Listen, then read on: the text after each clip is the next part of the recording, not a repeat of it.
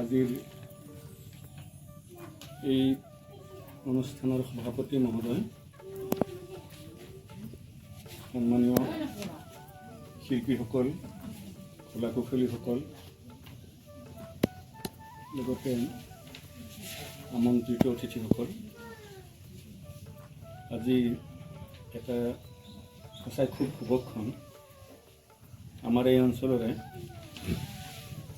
শিশু শিল্পী উদীয়মান মিছ ৰিম্পীৰ কণ্ঠৰ এটি গীত।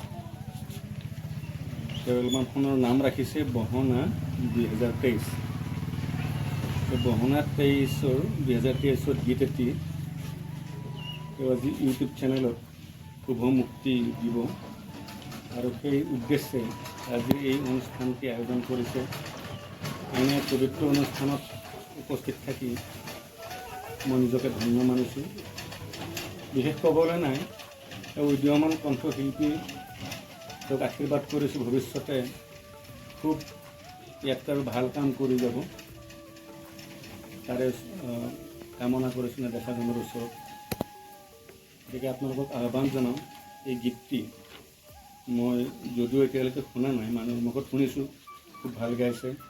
ইয়াৰ সংগীত ব্যৱস্থাপনা কৰিছে নুৰুল মুন পৰশ, আৰু গীতৰ কথা সুৰ দীপাংকৰ, আৰু গীতৰ প্ৰযোজক মহচেন আলী। ইয়াত পৰিচালনা সম্পাদনা তপন দাস কলিতা, বিশ্বগ্ৰহণ তপন ৰাজ আৰু মানস। ইয়াৰ লগত জড়িত আটাইকেইগৰাকী কলা কুশলী শিল্পীক আন্তৰিক ধন্যবাদ জ্ঞাপন কৰিছোঁ। লগতে ৰাইজলৈ এটি বিনম্ৰ অনুৰোধ, আপোনালোকে গীতটি চাব। গীতটি চাই, যিহেতু উদীয়মান কণ্ঠশিল্পী, তেওঁলোকৰ কেতিয়াবা কিছু খুঁটি নাটি ৰৈ যাব পাৰে, এইবিলাক বিজ্ঞজনে আঙুলিয়াই দিব, আৰু সদায় ভালখিনিতো আমি ভাল বুলিয়ে কৈ যাম। গতিকে গীতটো সকলোৱে শুনিব, তেওঁক অনুপ্ৰেৰণা দিব, মই এইখিনি আশা কৰিছোঁ।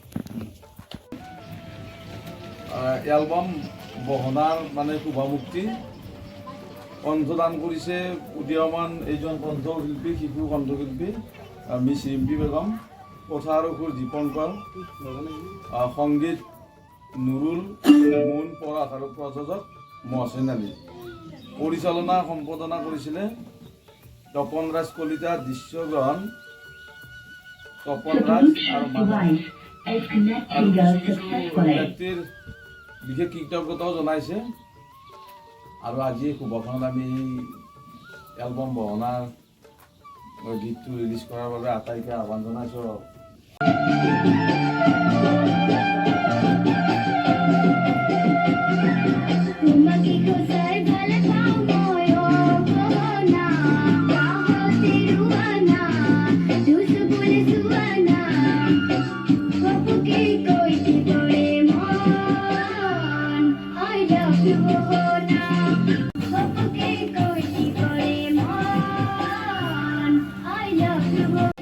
নমস্কাৰ, মই ৰঞ্জন কলিতা বৰ্তমান উপস্থিত আছোঁ 55 নং হাজো বিধানসভা সমষ্টি, এই আপোনাৰ আকাদি গাঁৱৰ কাটাজান গাঁৱত। আৰু এই কাটাজান গাঁৱত আজি এক সুখবৰ, এক আনন্দৰ দিন।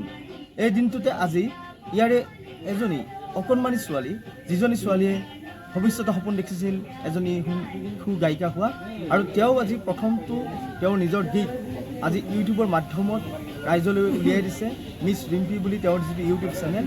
আৰু এই ক্ষেত্ৰত এই মুহূৰ্তত আমাৰ লগত তেওঁৰ দেউতাক আছে।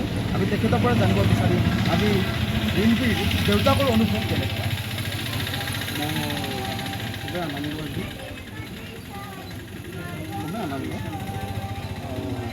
তাই অনাগত দিনবিলাকো এনেকৈ যাতে গান, নতুন নতুন গান ৰাইজৰ দিব পাৰে, অসমবাসী সাদৰি যাতে লয়, সেইখিনিয়ে কৈ মই।